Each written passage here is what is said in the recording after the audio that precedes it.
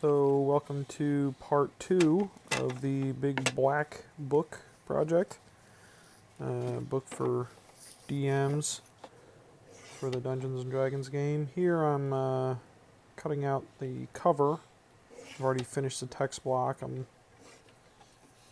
laying out these diamonds that are going to be the defining feature of the cover. I'm planning on cutting them out and kind of sanding them into truncated pyramids. So I've laid out my diamonds there. I'm cutting the diamonds apart. I've already cut them into strips, and I'm now cutting the strips into individual diamonds. There were a lot of diamonds.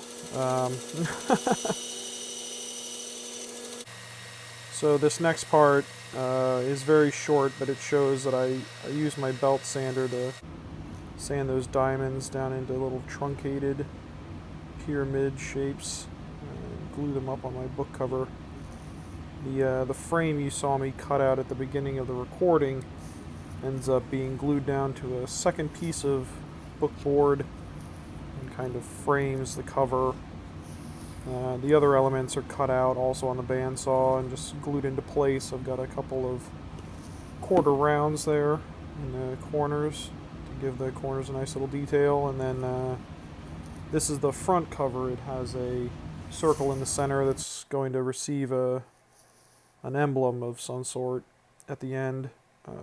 So switching to a little time lapse here. There were a lot of diamonds. A lot of diamonds. So it was a lot of sanding. I didn't really show very much of the sanding, but man, bookboard makes a lot of sawdust. Basically. A lot of dust, a lot of, late nights spent sanding. So this is the back cover now, but I've just coated it in a little watered down glue and taken a leather cover that's been glued to the spine.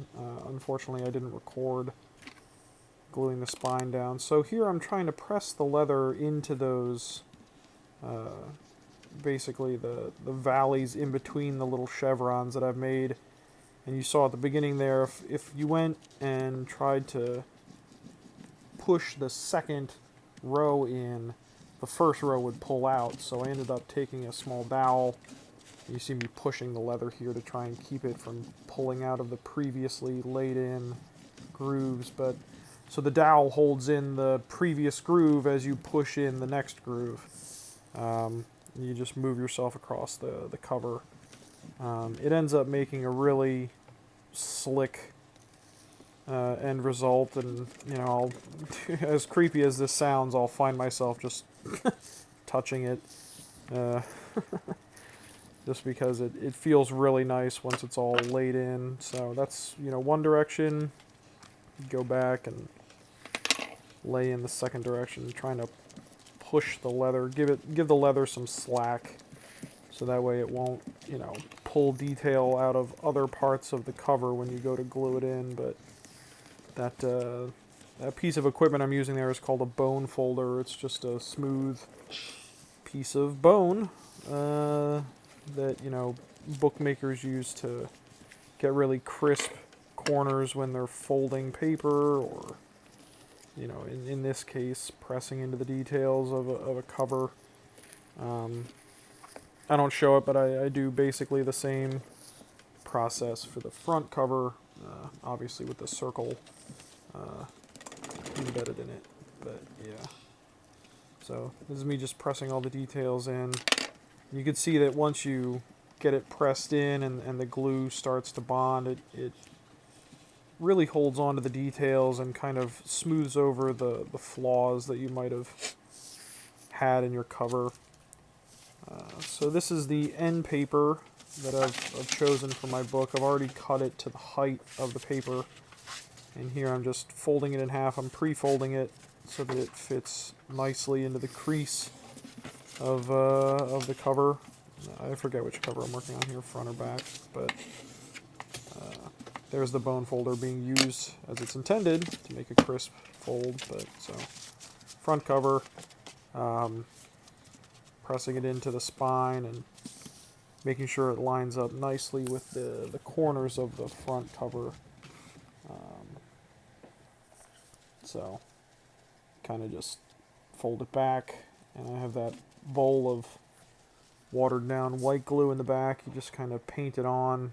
The water just gives you a little bit extra working time, so it doesn't start to gum up on you too quickly. A lot of times white glue like this, if you don't water it down, you expose it to a lot of air like this by brushing it out thin, and it ends up, gumming up before you can get your piece into place. Kind of like when you used to smear the glue on the back of your hand and pretend you were 100 years old because your skin got all wrinkly. It dried very quickly when you spread it thin like that. It's a weird thing to reference, but yeah, same premise. Spread glue out, it dries quickly. So you just water it down to give yourself a little extra time. I actually ran out here and ended up putting some straight glue on the corner, brushing it out. It worked fine. The wax paper is there just to protect a little overbrush because I'm brushing it all the way to the edges of the end paper. So get rid of that, flip it into place, and then kind of smooth it down, make sure it lines up with the corners of your cover. I'm going to spend a little time here going around and cleaning up the squeeze out that inevitably ends up, as the name might suggest, squeezing out of the end paper and onto the leather cover of your book on that inside edge. And you don't want the glue drying there permanently. So I just go around, smooth down the edge. You also don't want the edge to curl up, which is why I brush the glue all the way to the edge in the first place. Then just squeezing out air bubbles, making it nice and smooth.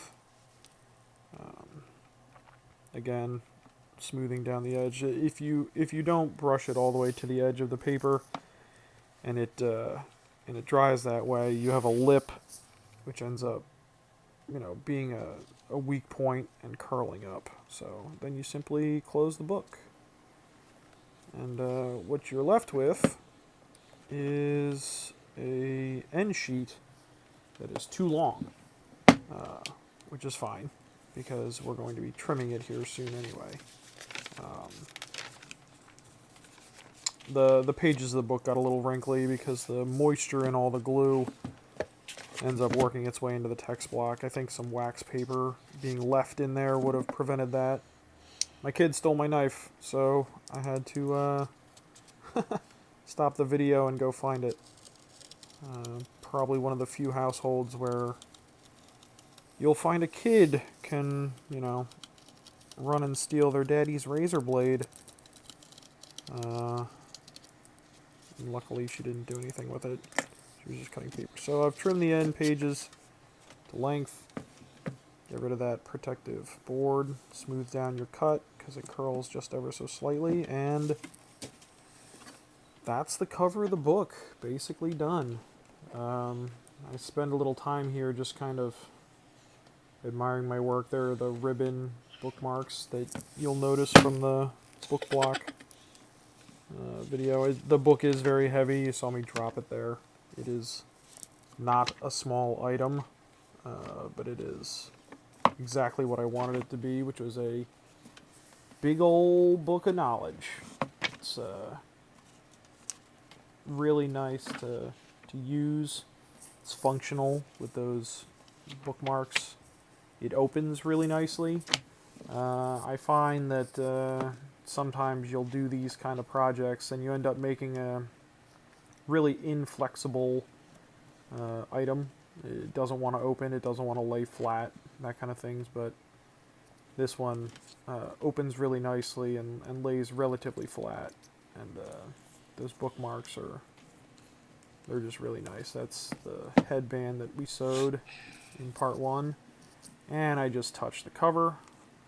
Totally creepy, but God, those little diamonds feel really nice. It lends the book a real tactile sensation that's just It's fucking sexy is what it is. So, flipping through the book here, kind of admiring what I've created here. It's really, it's a showpiece now.